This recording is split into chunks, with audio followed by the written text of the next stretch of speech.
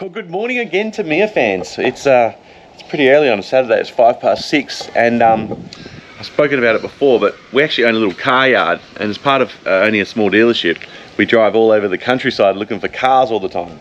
So this morning we bought a little Holden Cruise or Suzuki Ignis. Don't buy Holden Cruises, the Holden Cruise proper ones. The Suzuki Ignis ones, they're good ones. But we're driving down to Donnybrook to pick up this little car now, so it'll take us a couple of hours to get there.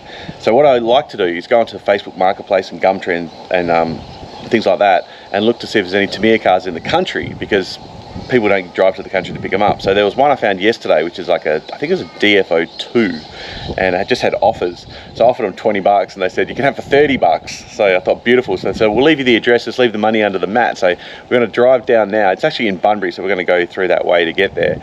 And I'm going to go and grab that, and I'm going to show you what I got, and then I'm going to do a restoration project on it and show what it looks like in the end and how I restore old Tamiya cars. So stick around, it might be a good video. Hope you enjoy it, guys. But yeah, let's get driving.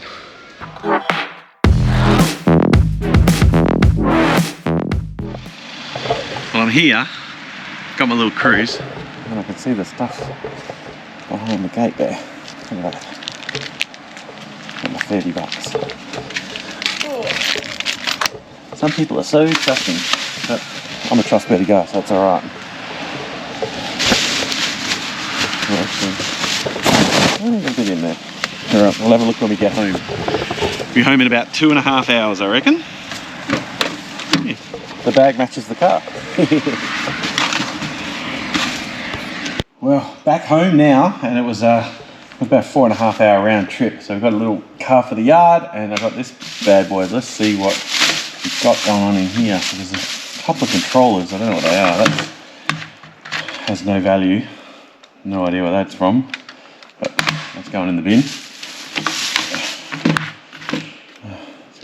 XPEC controller. This must have been an XB. Get that working.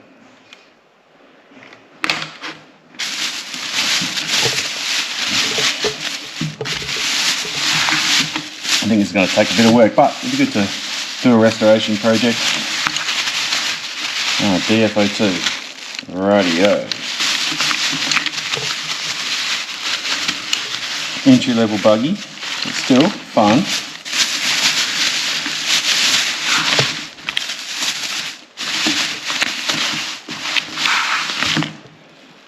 They're no value.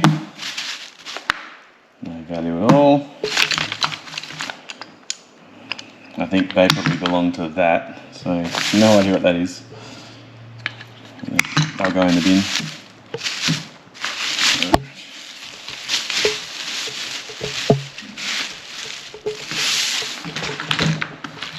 Okay, well, someone's had a crack at a repair here. I've never seen that before. So that's a interesting way to try and fix something. There's a heap of epoxy in there, you can see it. And some, looks like blind cord. So we've got the electronic speed controller, genuine Tamiya, and then Tamiya receiver there. Doesn't look in too bad shape. No body, obviously.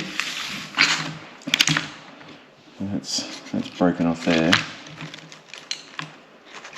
I'm going to need a strut tower. These are original rims, but definitely not Tamiya tyres. Definitely not the rear. Fronts look original. And they're definitely super grippers. What they are on the back.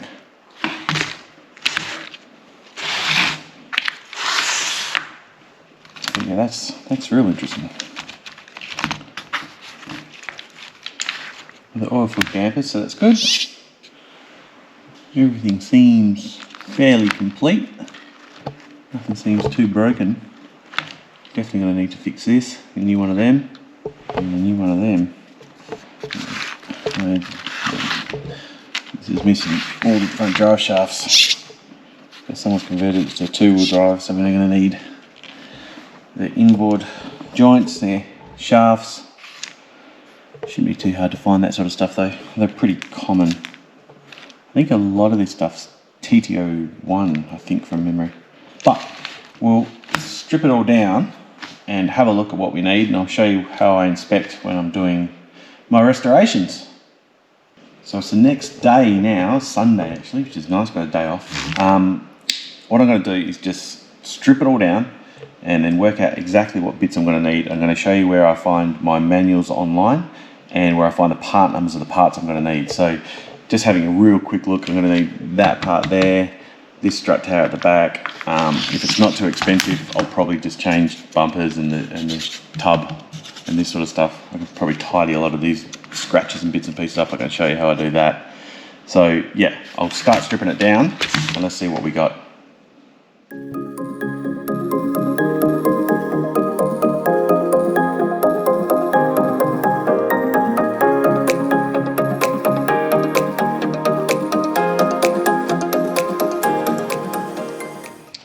Well, after that time lapse, it's all in a heap of pieces. So there it is there. So what I do is I leave it in a tub for 3 days roughly with morning fresh. This is one I'm using at the moment. That's for all the plastic parts. Now the metal parts, I just keep old vitamin containers. They're about perfect size. And then I use this super cheap auto degreaser, but any degreaser will do. Nothing too super aggressive, but it says aggressive cleaning, but it's not that bad. I've got some other stuff in the shed that's shocking. So I'll leave that for few days and then we'll clean it all up and then see what we need to go and buy, because I know that I found a few broken bits. There is some stuff that's going to need to be replaced. Alright, well a few days have passed and that looks pretty disgusting. Some scummy bits floating around in there, so I'm going to give that stuff a scrub.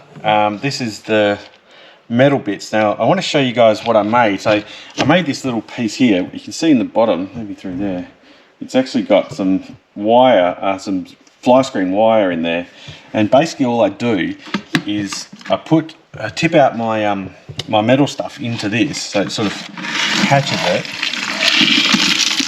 as much as I can. Make sure nothing's left in there. You can see what there's left over, and then I use a kettle with just some really hot water, just to sort of give it a good rinse. And that makes everything super hot and means it dries really quickly.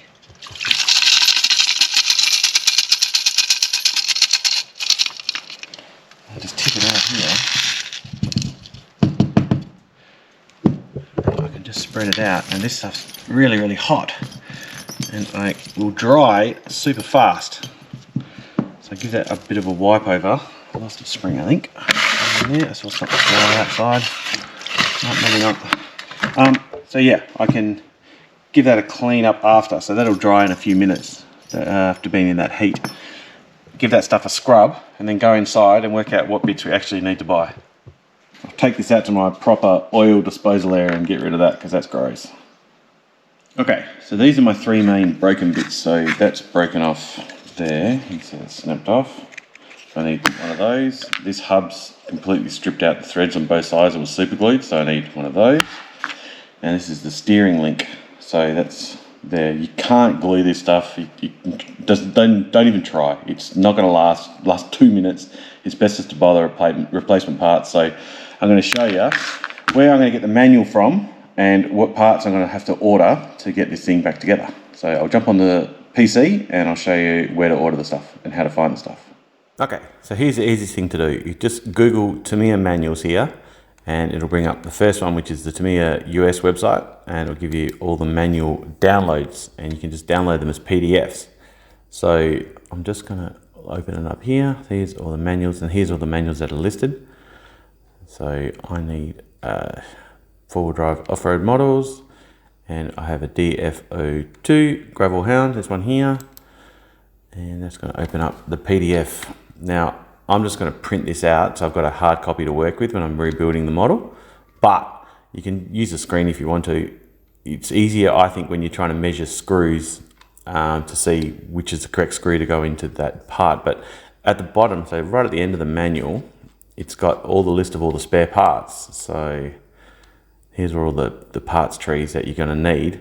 So I know that I need this hub, so I'm going to need B parts, buy 2 of those. And I know that I'm going to need, what else was it? The shafts for the front, so I'm going to have to get these E parts.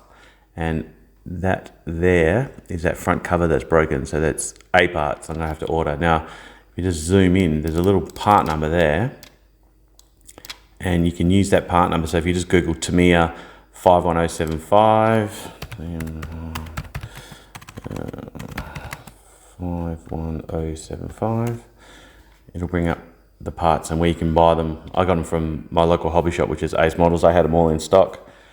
So yeah, that's how you basically find the parts that you're going to need. And I'm going to order all the bits I need now. I might order these D parts as well because they're pretty cheap, and this is pretty badly scuffed up, and the chassis, which is pretty badly scuffed up. And I did have a quick check, and it was about 13 bucks for the chassis, so I'm just going to get one of them as well.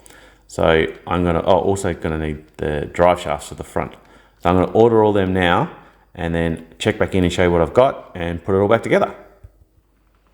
Well, it's been a few days and I've got some bits. So this is the manual that I downloaded and printed off the Tamiya website. I've got the bits there I needed. I've worked out a little list of everything that I needed, which I got. So got the bumper, that was 13 bucks. These were the A parts I needed, they were $17.90. The chassis, that was $14.30. So that's all brand new. These are the hubs that were stripped. So I think I got these and these, which is the drives, from Tony's Tamiya parts off eBay, because I couldn't get them local. I think these are about 25 bucks delivered. And lucky last was the drive shafts for the front. So I'm going to pull them out, pull them apart, and start piecing this kit back together with these bits. I've separated all the broken bits and all the bits that are coming up. So that's extra bits that are in here which I don't need to clean or use, so they're in there. So I've got some spares in case I need them. These are the bits that are all clean and ready to reassemble. Another thing I'll show you guys, which is a game changer for me, is use these ice trays when you're separating screws and bits and pieces. And yeah, it just keeps everything nice and neat and keep all the same screws in the same spot, so you know, quite easy to use and you're not trying to dig through to find things, which, you know, I reckon that was a game changer when doing the restorations of the kits. So I'm going to throw this back together and I'll show you what it looks like when it's all finished. Well, that is that. So all back together, all rebuilt, give everything a bit of a clean and a quick test. Everything works, electronics all work, motor works. So yeah, nothing more I need to do. All basically, yeah, just put the wheels on. I'm just waiting for some tires to arrive and then it's ready to go. And I've got to try and find a body to suit because I haven't been able to find one just at the moment, but I will definitely find a body. But that is how I restore Tamiya RC cars. I think all up with all the parts and everything I bought was about $105, so not too bad of a deal. And you know, genuine Tamiya radio, and yeah, looks amazing. Like you can see, it's just basically brand new now. Never mind. Yeah, brand new. So yeah, love it. Very, very good fun. Well, that is it for the DF02 restoration. Come up pretty good in my opinion. I'm pretty happy with what I did and pretty happy with how much it cost me. So plenty more videos coming on the channel. Hope you enjoy this one. Love it if you'd like and subscribe. There's heaps more content I made in my world hobby shop tour. So hobby shops from all over the planet, and you can probably go and check out some of the older videos, but we're going to see you on our next one. Cheers. So if you like this video, there's plenty more on our channel that you're going to love. Hit like, hit subscribe, hit the thumbs up. Check out some of the other videos that we've made. I'm sure you'll like them.